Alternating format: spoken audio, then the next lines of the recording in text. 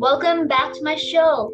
Today is a really special episode again, and as I said last time, I did not have like an episode yesterday, but today I have an amazing episode mainly because I have a new guest again with me today. Last time I interviewed Erin Dowd, and this time I am interviewing Anita Kharbanda. Hi Anita, how are you today? Hi, Anika. I'm doing well, thanks. How are you? I'm great. It's a pleasure to have you on the show today. Thank you so much for having me. It's a privilege to be here. So let's get into it then. So please maybe introduce yourself and your book. Sure. So my name is Anita Kharbanda. I live in Texas with my husband, Vinny, and our two sons, Yuvraj and Sean, ages 10 and 8. I'm an industrial engineer by trade and a storyteller by heart. My debut YA is called Lioness of Punjab, and it's based on the life of the first female Sikh warrior, Mai Bago. That sounds like an amazing book. So anyone out there who's interested in learning more about Anita's book, you should definitely check out her website. I'll be linking that in the show notes. Also, if you love like historical fiction or just like anything about real life heroes, you should definitely check out that book. Also, if you're a big fan of like learning about just like general heroes or people who are underappreciated or not really known, and you want to discover new people who you want to write about in research paper or just want to read about in general, this book is also for you.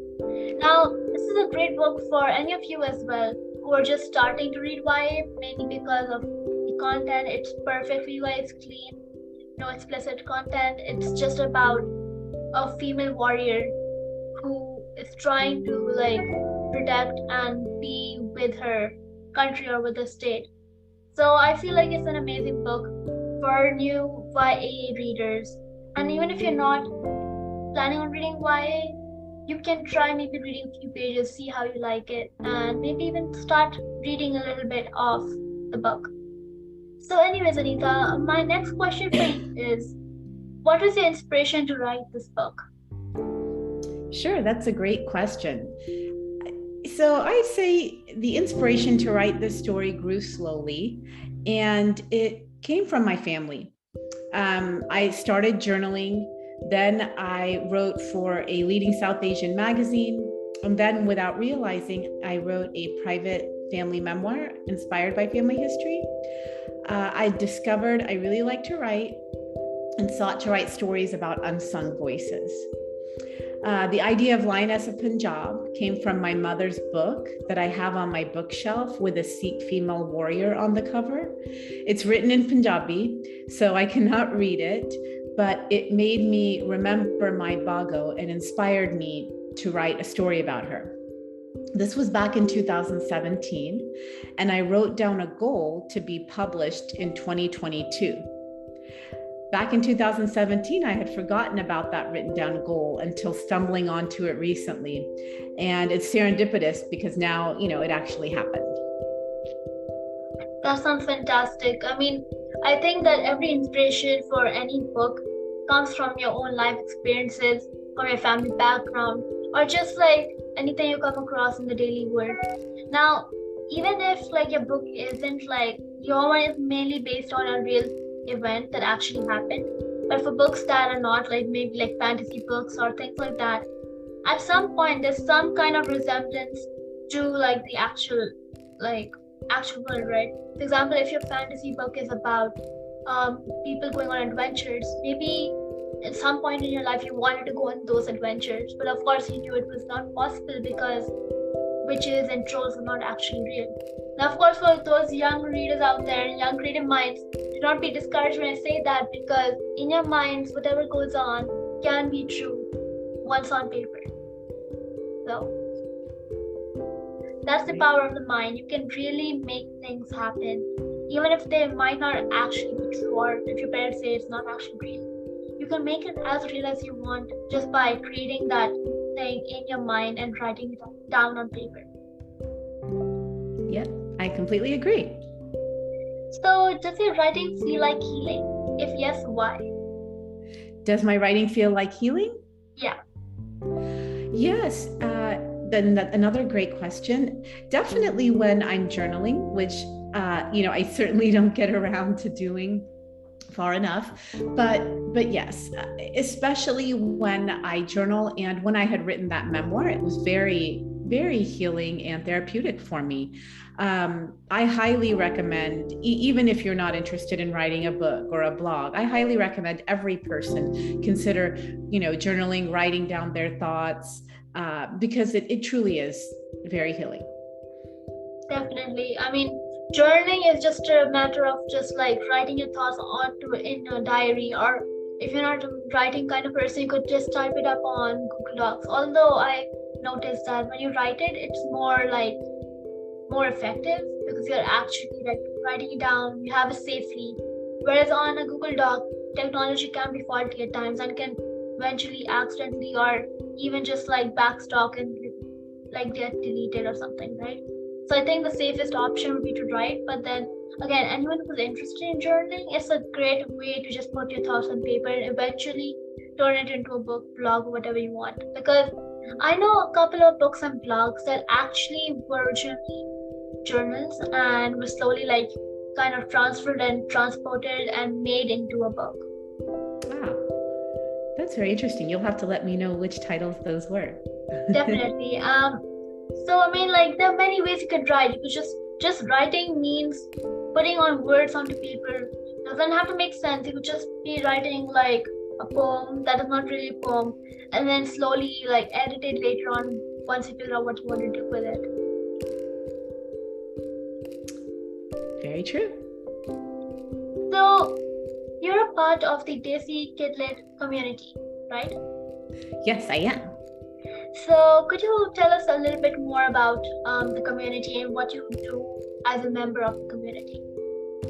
Sure. Well, first of all, there are a few key people that really take a lot of initiative and lead the Desi Kidlit group. Dr. Dr. Gayatri Sethi is one of those people. So it's a very tight-knit community. We have a chat group, we have a Facebook page, and we periodically meet on Zoom calls. We lift each other's successes up. It's a safe space for South Asians to come together and feel that sense of camaraderie with other South Asian writers. And I feel lucky. I truly do feel lucky to be a part of that community, because I don't know how I would have gotten this far without them. So it's a wonderful community. That's wonderful. So this community, Desi community, is this mainly for authors that have already been published, or can younger writers also kind of explore it just to like kind of understand how the community works? I think so. I know a few people that are in our Facebook group that are aspiring writers. So it's a very welcoming community. I don't think that that anyone would be turned away. That's a great thing. So I've got a couple questions from many authors, and I mean many young writer friends I've met in the past. They've always wondered, like they actually told me about this a while back, and they were wondering that if their friend or let's say a family member wants to do this, but they're not from the South Asian community, can they also join despite the name Desi Kidlit community? Yeah, like I said, it's a very welcoming community. The emphasis is on Desi Kidlit, so it would definitely be geared, or discussions would be around that sort of niche, but it's a very welcoming community. Yes. That's a good thing to know, because I think many writers, many readers get turned or discouraged to join such groups because of the name. But I think the name must be just there to like kind of garner it or gear it just towards that topic, but welcomes, as you said, welcomes everyone. Mm-hmm. Because right. I mean, writing and reading is universal. There's no set way to write, set way to read. You can just basically read and write however you want. Mm-hmm. So this is something fun I always do in all these conversations I have with authors and illustrators. So this one is for you. If your book was turned into a movie, who would be cast in it? And I have been asked this before, so I have an answer. So for the Hollywood movie, I think I'd like to see Kiran Deol and maybe Waris Ahluwalia. And for the Bollywood release, I'd love to see Ranveer Singh and Sonam Kapoor. Those are great choices actually for both Bollywood and Hollywood. Now for the people out here who may not know what Bollywood is, as the name suggests, it is you would say the Indian version, not the Indian version actually. Actually, let me gear this question towards you actually. What's the difference between the two? Good question. I mean, didn't Bollywood originally stem, and please correct me if I'm wrong, but didn't it stem from when Mumbai was called Bombay? I think so they just turned Hollywood to Bollywood. I could be wrong, but that's my recollection. I think yes, that is the previous history behind that. So as the name suggests again, Hollywood is mainly American movies or movies which were made in US, whereas Bollywood is the movies maybe like created in the city of Mumbai. Like I know Hollywood is mainly created in LA because the actual Hollywood area is in LA. And the movie city in India is Mumbai, so hence the name Bollywood, because I guess Mumbai was originally called Bombay. Very good explanation, yeah. So, and then in the same way, there are a few other industries, Tollywood, Collywood. I'm not sure about Collywood, but Tollywood is the industry for the Tamil industry and the Telugu industry, which is one of the few branches of India. So, I mean, they have many film industries out there, so there's like a bunch to choose from. From what I've heard, there's also K industry, which I think is for the Korean community. They have a bunch. So, like, anyone interested in knowing more about these communities and want to check them out, you can definitely search up movie industry communities and you'll find like a whole list on Google. Because Google makes things so much easier. You can just search up what you want and find things. Anyways, my last question for you is, what pieces of advice would you like to give to young writers who aspire to be authors someday? I would suggest that you write for one person and not the world. There's a wonderful Kurt Vonnegut quote, which I won't repeat verbatim, but it basically says, if you open a window up to the world, your story will get pneumonia. So write for one person. Don't worry about pleasing the masses. I'd also like to give another piece of advice, and that's to not give up or be discouraged by rejection. It's part of the process. And remember, no one's first draft is perfect, and you will have multiple revisions. Every step of the way ends up worth it and leading to the end. Those are two great pieces of advice. I think that's something brand new. Most authors give the advice to read, which is also one of the most critical feedback or critical advice required for a writer to be a writer. But I think what you said really about just writing for one person, not trying to write for everyone, is also very unique and interesting advice to give, because when you are thinking about writing for many people, you end up forgetting the main motive of writing, which is to enjoy what you're writing and have fun with it. Because then you get into the whole thing of getting it published, getting an agent. I personally has happened to me a lot. I think of writing for others and I lose sight of what it is for. That's definitely two very important pieces of advice. Thank you so much. Sure. So that's the end of the episode. Thank you so much for being here with me today.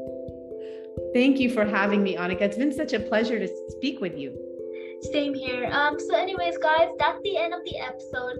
I'll be sending you the website links to Anita's website on the show notes area. So wherever you listen to your podcast, you can check it out there.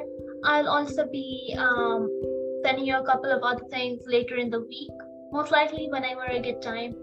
And yeah, so stay tuned for new episodes. Sunday for regular writing episodes and Monday for interview episodes. Thank you everyone, and I'll see you all next time. Bye guys.